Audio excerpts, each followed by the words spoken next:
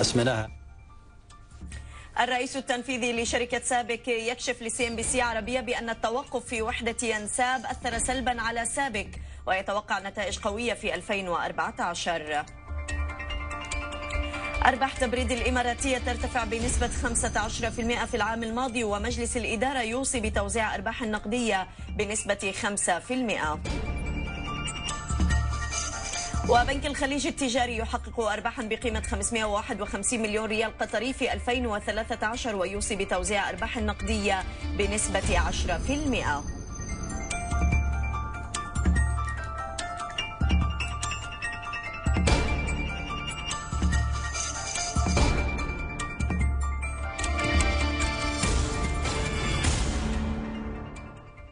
إذا نعود لنذكر بوضع المؤشرات المصرية حتى الساعة كما نرى ميساء فعلا تجاوزت وضع التوترات بداية السياسية. قوية يعني بعد الأحداث ب 25 يناير. يعني على الأقل أنه مرت سنة على هذه الأحداث. صحيح. أو فيما يتعلق بوضع حتى الإشكاليات التي تعرضت لها البورصة بالكثير من الإجراءات التي أيضا كانت طالت أروقتها فيما يتعلق بإجراءاتها قوانينها، وكان لها دور سلبي بالفترة الماضية. بالنسبة لمؤشر EGX 30 يعود ليشير إلى قوة في الأداء وحاليا ترتفع إلى 3.4 النقطة المئوية. قد تتطور الارتفاعات إلى حدود النقطة باعتبار أنه هناك مساندة من كثير من الأسهم الصغيرة وحتى المتوسطة الحجم.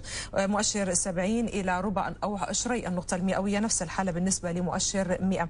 لنرى قائمة الأكثر نشاطا في السوق وهي خضراء كما نرى. بالفعل. إذا مكاسب في بداية التداولات لهذا الأسبوع للأسواق المصرية بعد الأحداث التي سمعنا عنها بتفجيرات الجيزة ومديرية أمن القاهرة. الأكثر نشاطا في السوق اليوم تتصدرها عامر جروب ب1,619,000 سهم. الكابلات المصرية جلوبال تيليكوم، أيضا مجموعة طلعت مصطفى، هذه الشركة التي ذكرت بأنها ستبدأ بعملية التوسع في الأسواق الخليجية بضخ الكثير من الاستثمارات بعد تخرجها من السوق السعودي. بالم هيلز للتعمير أيضا ينشط ب240,000 سهم حتى هذه اللحظات. ماذا عن الرابحين في السوق؟ أوراسكوم للاتصالات، إذا ارتفاعات عليها بحدود 9.5 النقطة المئوية. كابو، لاحظوا كابو كنا قد أغلقنا يوم الخميس دون مستوى الجنيه، اليوم نفتتح يمكن لحق ببعض الأسهم الأخرى التي كانت معظم الأسهم في السوق المصرية تجاوزت مستوى الجنيه المصري. كابو تلحق بهذه الأسهم اليوم عن مستوى جنيه وقرش. الأهرام للطباعة والتغليف أيضا ترتفع بقرابة 5%. مرسى توريزم عليها ارتفاعات ب3.5 النقطة المئوية، والقاهرة للاستثمارات والتنمية كذلك 3%. الخاسرين في السوق المصري العبوات المتطورة تتراجع ب 26 نقطة المئوية. العربية للمحابس، بنك فيصل الإسلامي 4%، والنساجون الشرقيون والعربية للأدوية أيضا عليها تراجعات ب23 النقطة المئوية. نعم، يعني جميل أن تستطيع أن تقرأي كل هذه الأسهم. أنا أحتاج إلى نظارة أو تلسكوب. هي الأرقام صغيرة إنها بعيد المونيتور علينا كمان. ميساء عظيم. هيا سندق على الخشب. ولنعود أيضا لأخبار الاقتصاد. صرح رئيس هيئة الرقابة المالية المصرية شريف سامي بأن الهيئة تعمل على إنهاء تعديلات القيد بالبورصة المصرية من أجل تيسير إدراج الشركات وجذب استثمارات جديدة. ونفى سامي صحة التصريحات المنسوبة إليه بإلغاء قانون الصكوك، لأنه كثير صار في تداعيات طبعا حول هذا الأمر، أخذوا رد كثير. وأشار إلى أن الأمر يقتصر على إجراء تعديلات فنية على القانون مع اقتراح تحويله إلى باب ضمن قانون سوق المال المصري. الهيئة العامة للرقابة المالية وهي المسؤولة عن الأنشطة ومن ضمنها سوق المال رأت أنه فنيا وجوب استحداث تعديلات على المواد المنظمة في القانون للصكوك. هذه التعديلات قد تكون إضافة لتنظيم بعض العمليات أو الأطراف المعنية أو تعديل ما هو قائم. صدر القانون في مايو 2013 ولم يعمل به حتى الآن، حتى ولم تصدر لائحته التنفيذية. فرأينا أخذ المبادرة أنه نعد مشروع بالتعديلات حوالي 20 مادة، ونقترح على الحكومة أنه لو رأت مناسبتها توافق عليها، وبنقترح من حيث الشكل أنه تضاف كباب جديد في قانون سوق المال بصفته القانون الأم لتنظيم كل ما هو سوق مال وأدوات مالية. فإن رأت الحكومة مناسبتها وإقرارها كإضافة سيترتب بالتبعية إلغاء القانون السابق، وإن رأت أنه لا يبقى التعديل على القانون المنفصل فهو حقها، وإن رأت أنه الموضوع يؤجل إلى انتخاب مجلس نيابي فبرضه من حقها. وينضم إلي من القاهرة سيد محمد جاب الله مدير تداول شركة التوفيق لتداول الأوراق المالية. أهلا بك معنا سيد محمد. أولا مبروك إحياء ذكرى 25 من يناير، لكن يعني طبعا نعزي من راحوا في هذه الأحداث والتفجيرات. يبدو بأنه البورصة المصرية يعني تجاوزت كل الأحداث التي كانت متوقعة واستكملت مرحلة الصعود التي كانت خلال الأسبوع الماضي. كيف يمكن أن نفسر هذه الارتفاعات في ظل هذه الأحداث؟ صباح الخير عليكم جميعا. يعني هو تفسيرها بسيط جدا، يمكن كنت أشرت إليه من أسبوعين أن البورصة بتسبق الأحداث. إحنا يمكن لو رجعنا بالذاكرة لورا قبل أحداث يناير سنة 2011 أن البورصة ابتدت تنزل بداية من يوم 5/1/2011، وكان المتخارجين من السوق هم المؤسسات العربية والأجنبية، كان أوائل المتخارجين من السوق المصرية لأنها هي استشفت الأحداث واستشفت التوترات والإغلاق اللي احنا منينا به سنة 2011، قعدنا لمدة 3 شهور. السنة دي الحقيقة يعني بداية يمكن من شهر 6 السنة اللي فاتت واحنا بنقول ان احنا ابتدينا دورة صعود طويلة ومتوسطة الأجل تستمر معانا من 5 ل 7 سنين.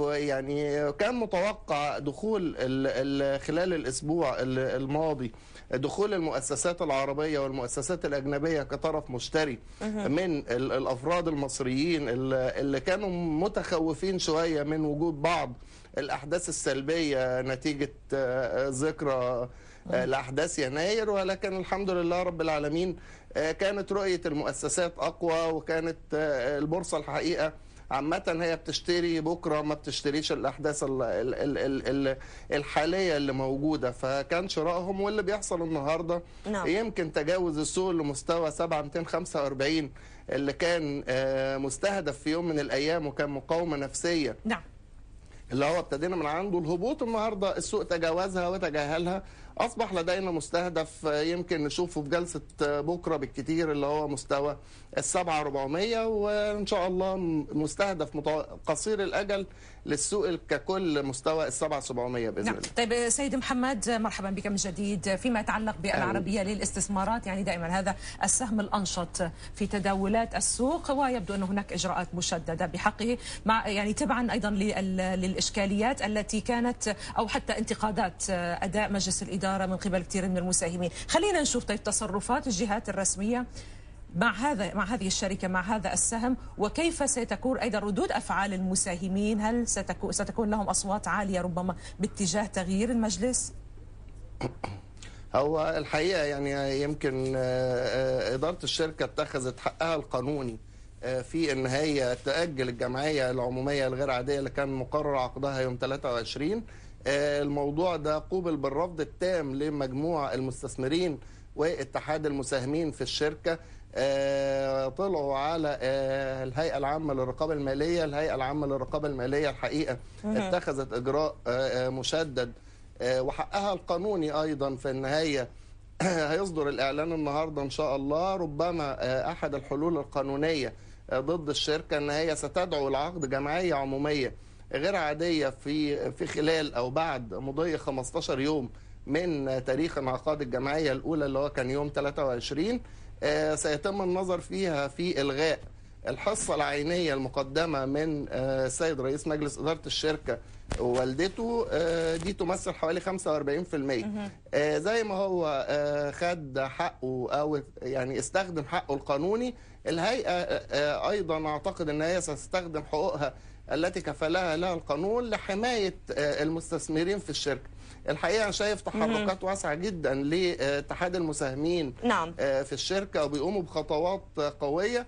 أعتقد في النهاية ستسفر عن يعني مش عايز أسبق الأحداث، بس ستسفر عن إعادة التعامل على السهم في أسرع وقت، لأن إدارة البورصة وإدارة الهيئة ما عندهاش النية أنها تكرر أخطاء الماضي كما حدث في مشكلة أجواء وال 14 شركة اللي كانوا توقفوا سنة 2008. ما اعتقدش ان هم هيكرروا نفس الأخطاء. من ناحية تانية اعتقد ان هم ممكن يسحبوا الثقة، وده حقهم لان هم الملاك الحقيقيين للشركة. اعتقد ان هم ممكن يسحبوا الثقة من مجلس إدارة الشركة. أستاذ محمد، أرجو أن تبقى معنا، سنتعرف على توقعات اليوم كيف ستسير مؤشرات السوق المصرية وأبرز الإجراءات في عملية قيد البورصات، كيف ستتأثر بها البورصة بعد الفاصل.